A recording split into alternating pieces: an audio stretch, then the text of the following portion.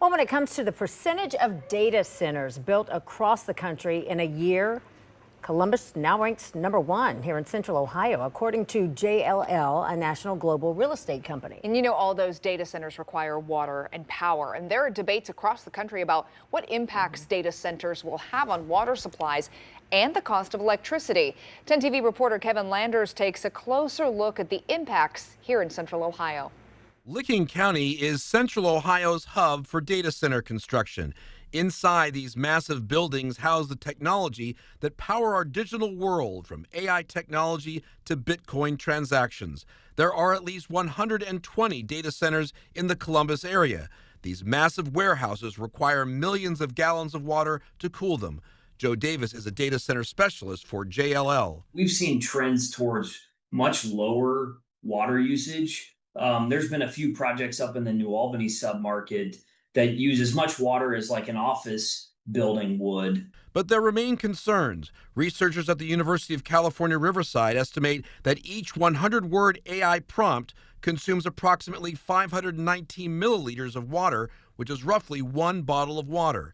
And while there are reports of data centers exasperating water supplies in other parts of the country, the Ohio Department of Natural Resources believes Central Ohio's aquifers can handle the growth here.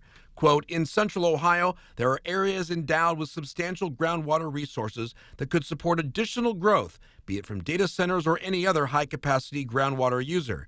The use of groundwater in Central Ohio is a constitutionally protected property right.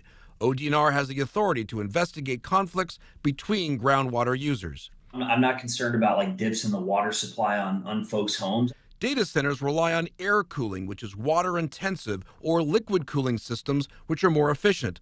Closed loop cooling can cut freshwater use by up to 70% by reusing water.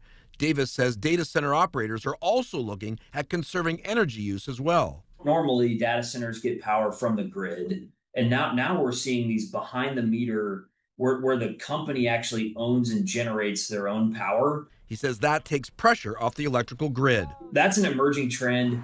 We think we're going to continue to see it, partially because of the grid constraints that are just happening across the market.